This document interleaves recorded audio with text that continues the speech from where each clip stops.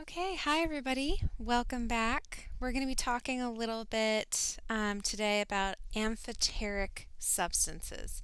So, in order to have that conversation, it's probably best to return to the idea of water, right? So, let's just say we have some H2O, right? We already know from previous videos and just all of the various conversations we've had that to some extent, certainly not fully, but to some extent, water left to its own devices will dissociate, right? Dissociate into ions. So it is always at equilibrium. The H2O is always at equilibrium in a solution with a certain number of hydronium ions and a certain number of hydroxide ions, right? And we know that this is the case, remember, because to some extent, and again, this isn't true of every single water that's bopping along, right? But to some extent, you're going to have all these little water molecules. You've got your O and your H's bopping along, minding their own business, right? And then to some extent,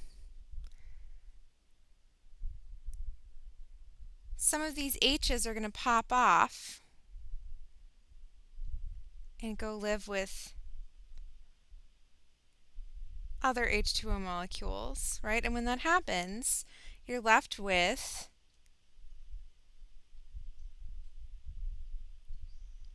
hydronium and hydroxide, right? Okay, so we already know all of this. None of this is new information, or it shouldn't be, right? The piece of new information, or the sort of insight that we want you guys to have here is, hey, look, when this happens, right, H2O is essentially both a proton donor. It is both a proton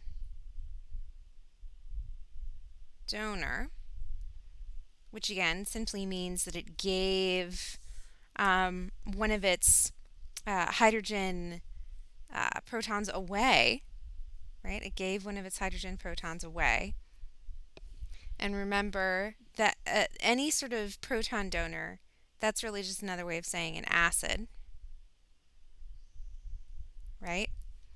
And it turns out that this can also be a proton acceptor, right? Which is just a fancy word for base.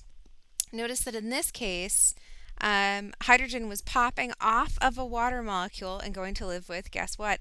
Another water molecule. So in this case, it both donated and accepted, right?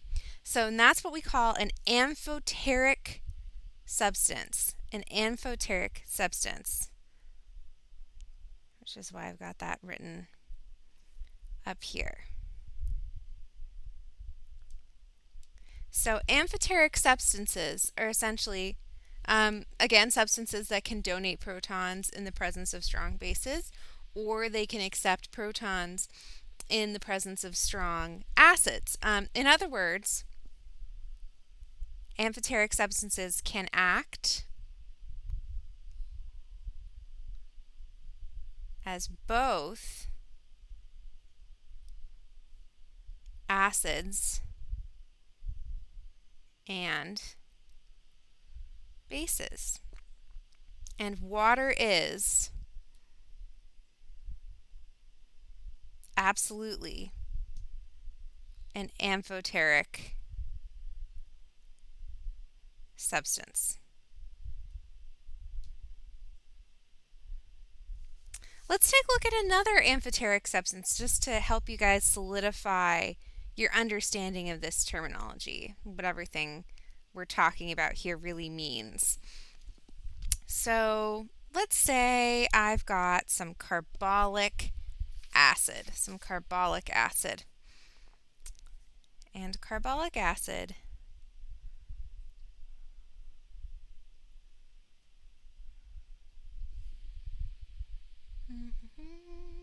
oh, I'm sorry.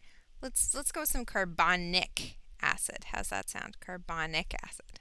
Haha. Silly Katie. Very different thing.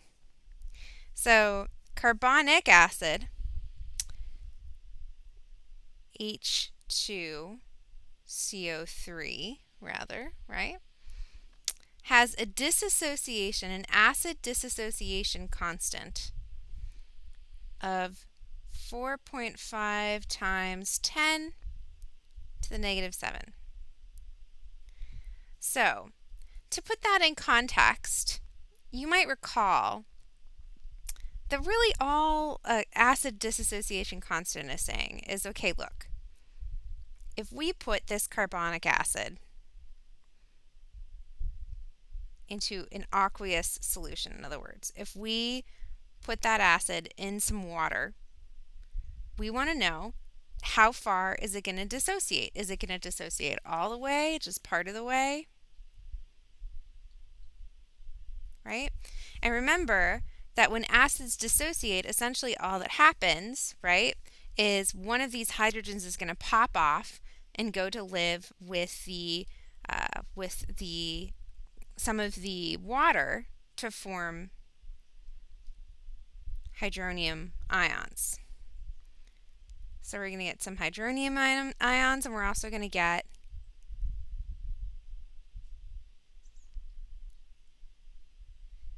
this guy, right, which again is just carbonic acid, but missing one of its hydrogen protons because it has donated it because it is an acid, right?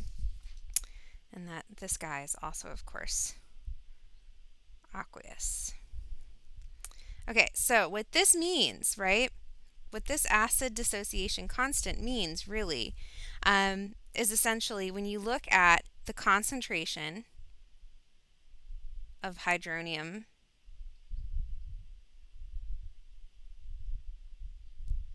and the dissociated carbonic acid versus the remaining carbonic acid in the system,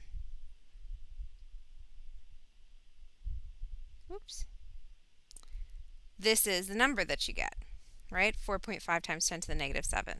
So the basic rule here, and this is something Salcon talks a little bit about as well, but it's, worth repeating. The basic rule here is any time your dissociation constant is greater than 1, that is a strong acid or a strong base.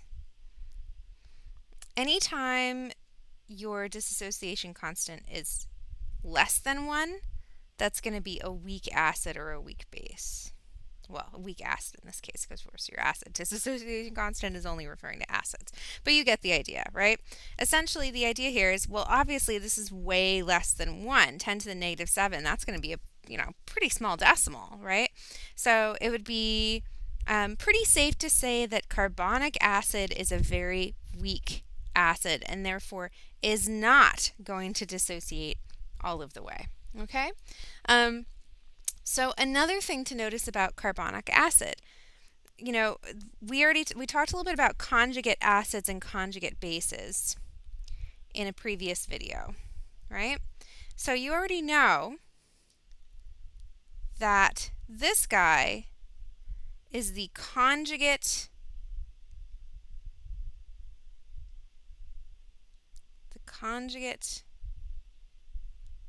base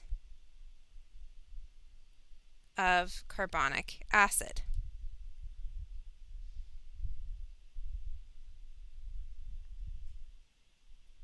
And again, this is just straight up carbonic acid. So we have the acid and its conjugate base. right? But notice that this conjugate base, if I were to pull this out of the solution, if I were to suddenly get the crazy idea that I wanted to pull this out of the solution,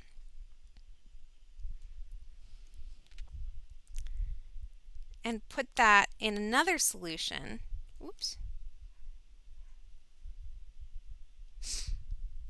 let's just do,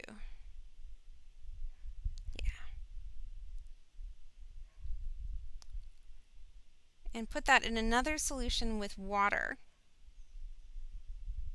like so. Okay, well then what would happen? Before, this was a conjugate base, but notice this has a hydrogen proton that it could potentially donate. So in this case, it might very well act as an acid, and to some extent, in water, what's going to happen is, again, this hydrogen is going to pop off, right? It's going to go to live with the water molecule to form hydronium in an aqueous solution. And we're going to be left with this guy who's now got a -2 charge because it's lost not one, but two, right, hydrogens, right? So there's actually a word for this situation here where you have two hydrogens to give away in an acid, right? We say that makes you polyprotic. Don't worry, I'm going to write that down for you right now. So polyprotic.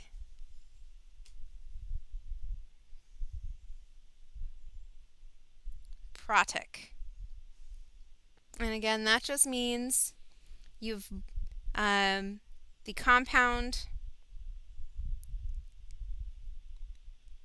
has silly Katie, more than one proton to donate.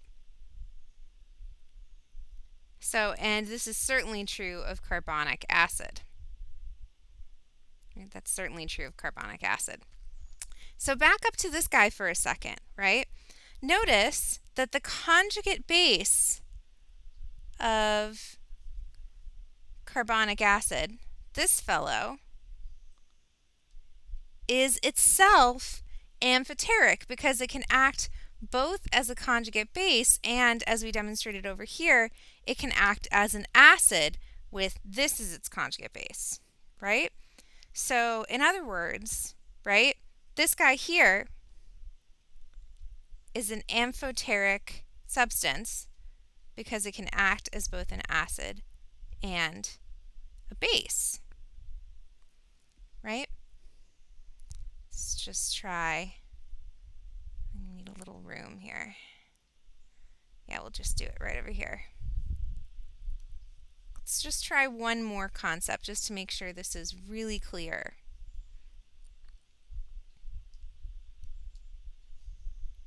So, I'm going to do this in, I think I'm going to do this in red. Yeah, we're going to do this in red. Okay. So let's take the bisulfate ion. Bisulfate ion, right? Which is HSO4 negative, right? So the question here is, could this accept a proton? Right? Could this accept a proton? Could it essentially, act as, could it act as an acid? Right? Well, seems to me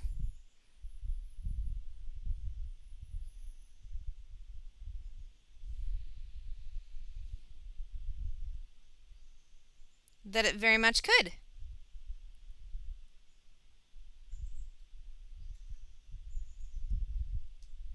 Like so, right? And notice in this case, this substance here, I'll switch colors. This substance here is also That's right. You guessed it. Polyprotic, right? Because it's got more than one hydrogen to donate, right? So the other question I have to ask myself here, in addition to can it accept a proton, is could it donate a proton? Could it donate a proton? Okay. Well, it seems to me that if I were going to do this, if I were going to add a little hydroxide to the situation, right, I could easily end up with an H2O molecule and SO4 with a -2 charge. So I'm going to go out on a limb and say, yeah, I could also donate a proton. So that means, again, you have guessed it, that this is indeed an amphoteric substance. And again, I know that to be true because we got it to both accept a proton and donate a proton, right? You probably have noticed a little bit of a pattern here. Things that are polyprotic, things that have more than one hydrogen, tend to dissociate into ions that can then be amphoteric, right? We saw this with carbonic acid, and we saw this again with bisulfate. Okay, so let's try a couple practice problems. And these are just bogarted again from standardized tests of various sorts. Okay, all of the following are amphoteric except. So again, you want to sort of, whenever you're dealing with a standardized test, remember you want to ask yourself, which one of these is not like the others? Not like the others. So I'll just give you guys a moment to think about that.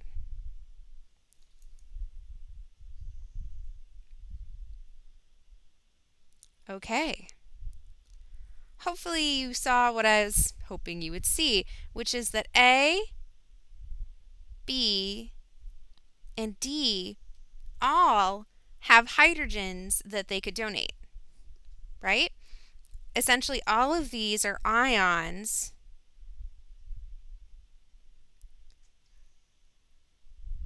from things that were either polyprotic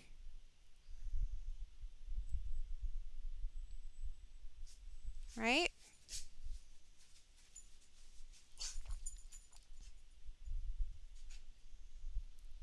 Or things that, had a wealth of hydrogens to start with in the first place, right?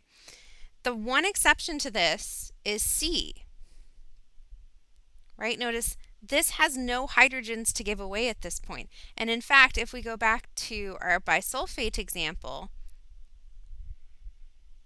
right, you'll recall that this was actually the ion that resulted after the bisulfate ion had donated its proton, right? So this is actually the conjugate that is created after this guy has acted as an acid, essentially, right? So this guy, C, is the odd man out, and that is my answer. This is the one that is not amphoteric. Not amphoteric. Okay. Carbonic acid. So remember, carbonic acid was this guy, H2CO3. Okay, now remind me, was carbonic acid amphoteric? Was carbonic acid amphoteric? Good, it was not. You will recall that it was not carbonic acid itself, but the carbonic ion, its conjugate base. This was what ended up being amphoteric. So, is carbonic acid polyprotic? Yeah, it is, because remember, it has two hydrogen protons that it could potentially give away. And something that is polyprotic is something that essentially has more than one proton to donate. So B is the credited response. Remember, conjugate acid for CO2, no. And then strong acid, no, we know from our discussion earlier, it's actually a weak acid. Wonderful. Okay, so thanks for bearing with me. Hopefully, you guys feel like you've sort of mastered amphoteric substances. Again, it's not a super tricky concept. It's really just terminology more than anything else. Okay, I will see you next time.